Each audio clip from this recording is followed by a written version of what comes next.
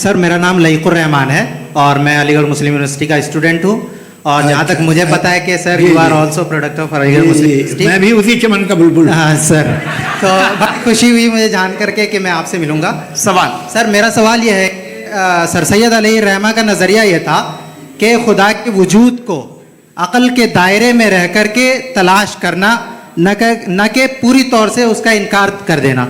Sir how will you define it? नहीं, तो ये तो आप इन्हें बताइए। ये सवाल आपसे खुदा का वजूद साबित कर रहे हैं। नहीं तो सर आपने इनकार कर रखा है, इस वजह से मेरा क्वेश्चन। उन्होंने यही सबसे एक सेकंड सर सैयद ने यही कहा ना कि अक्ल से आप खुदा के वजूद को साबित नहीं कर सकते, यही कहा ना भाई। वो उन्होंने कहा कर सकते हैं और वो कर दिया गया आज। वो फोन तलाश करना या साबित करना अक्ल से अक्ल से नहीं हो सकता। अरे सवाल तो सुन लीजिए जी। अक्ल से नहीं हो सकता है, यही कहा ना आपने। अक्ल से हो सकता है। अरे वो यही कह रहे हैं भाई, आप बता रहे हो सकता है, वो तो कुछ और। आप अगर सर देखो नौजवान फोन ले लो, वो इतनी कमाल की यूनिवर्सिटी है। अरे भाई दे दो ना जरा, एक मिनट दे दो भाई, मेरी बात सुनो, माइक पे बोलो ताकि जो लाखों लोग देख रहे हैं। माइक दे दो ना। अरे देंगे ना माइक, तुम ठहरो तो। हाँ सर, मेरा सवाल ये था कि सर सैयद अलैहिर्रहमा का एक नज़रिया था अपना कि खुदा का जो वजूद है उसको अक़ल के दायरे में रह करके तलाश करना है, न कि पूरे तौर से इनकार कर देना है। ये उनका कॉन्सेप्ट था। लेकिन मेरा सवाल ये है कि आप इसको कैसे डिफाइन करते हैं, एक्सप्लेन कैसे करेंगे, मैं आपसे जानना चाहता हूँ, क्योंकि you are the product of Aligarh Muslim university. मुझे अक़ल के दायरे में रख के मैंने बहुत तलाश की, मुझे मिला नहीं। हाँ ये इधर उधर वो चश्मा लगाए जो, हाँ उनको दे दीजिए। जी जी फटाफट पूछिए, बस 5 मिनट है, 5 मिनट में खत्म हो रहा है। हाँ अस्सलाम वालेकुम मुफ्ती साहब। एंड मेरा सवाल जावेद अख्तर साहब से। क्या नाम है आपका? अरे भैया सब मुझे तो पूछ रहे हो। फैज पूछिए फैज साहब। तो मेरा सवाल ये है कि अभी जो एथियस्ट है वो problem of evil argument use कर रहे हैं अगेंस्ट मुस्लिम्स, राइट? कि इस दुनिया में इतना सारा ईविल है और अगेंस्ट मुस्लिम तो यहाँ अगेंस्ट थियस्ट। हाँ थोड़ा सा करेक्ट कर लीजिए भाई, पूरी मशक्कत ही इसी बात की थी कि किसी एक मजहब पे बात न टिके। जी, तो बेसिकली ये आर्गुमेंट ऐसा है कि इस दुनिया में इतना ज़्यादा ईवल एग्जिस्ट करता है और अगर एक ऑल गुड गॉड है तो वो रोकता क्यों नहीं है?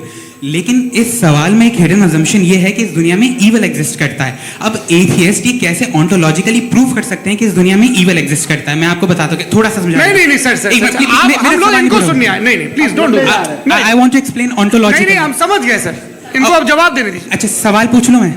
अभी तक क्या था वो मैं थोड़ा सा ऐड ऑन कर लेता हूँ। तुम गुरु, तो हम जब इसका राउंड 13 करेंगे ना तब तुमको स्टेज पे बिठाएंगे। जी तो हाँ जल्दी से।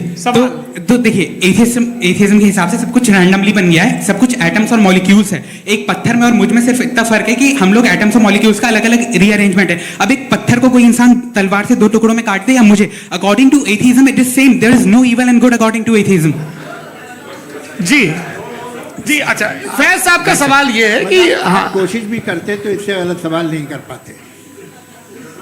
एक लाइफ फॉर्म है और लाइफ फॉर्म में फीलिंग्स हैं, मतलब लाइफ फॉर्म सुनता है, देखता है, टेस्ट कर सकता है, फील कर सकता है। तो उसकी जो ये जो क्वालिटी इस बबल में आ गई हैं वो जानवर में भी है, इंसान में भी है। तो जाहिर है कि उसे कोई तकलीफ पहुंचेगी, तो चूंकि उसके पास वो सेंसिटिविटी है तो मैं करेगा। पत्थर में वो सेंसिटिविटी नहीं है। तो ये क्या सवाल हुआ कि अगर पत्थर को काटा तो पत्थर को तकलीफ नहीं होती, तो आपको काटे तो आपको क्यों तकलीफ हो? बैठ जाइए। जी हाँ अगला सवाल। हाँ पूछे जी जावेद अख्तर साहब। अरे भैया सब आप लोग मुफ्ती साहब को छोड़ रहे हैं तो मेरे ही पीछे पड़े हैं क्या? फिर चलो बोलो भाई। You asked how God can exist when children die in Gaza. हाँ? You asked how God can exist when children die in Gaza, and you also mentioned the rise of atheism in Europe. But the same events also are leading many atheists and non-believers to turn towards faith.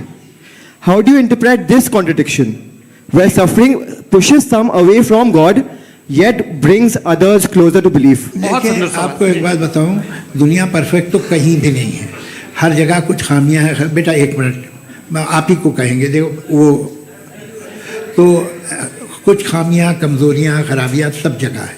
लेकिन अगर देखोगे ईमानदारी से कि दुनिया सबसे ज़्यादा महज़्ज़ब कहाँ है, एक आम शहरी को कहाँ हुकूक हासिल हैं, वो बोल सकता है, अपनी मर्ज़ी से काम कर सकता है, अपनी मर्ज़ी से राय दे सकता है, हुकूमत के ख़िलाफ़ बोल सकता है, बरसरे इक़्तिदार लोगों के बारे में बोल सकता है, सरमायादारों के ख़िलाफ़ बोल सकता है। तो आपको ये स्कैंडिनेवियन कंट्रीज़ में मिलेगा, वेस्टर्न यूरोप में मिलेगा। मैं नहीं कह रहा वो परफेक्ट है, बिल्कुल नहीं, वहाँ बहुत ख़राबियाँ भी हैं, परफेक्ट तो कोई।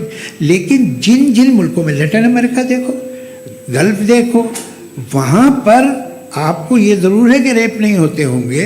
रेप की ज़रूरत क्या है भाई, उसको तो ख़रीद लो, घर में रखो, सड़क पर रेप करने की क्या ज़रूरत है। मगर सुनिए, मगर हकीकत ये है कि वहाँ शख्सी आज़ादी राय देने की, बोलने की नहीं है।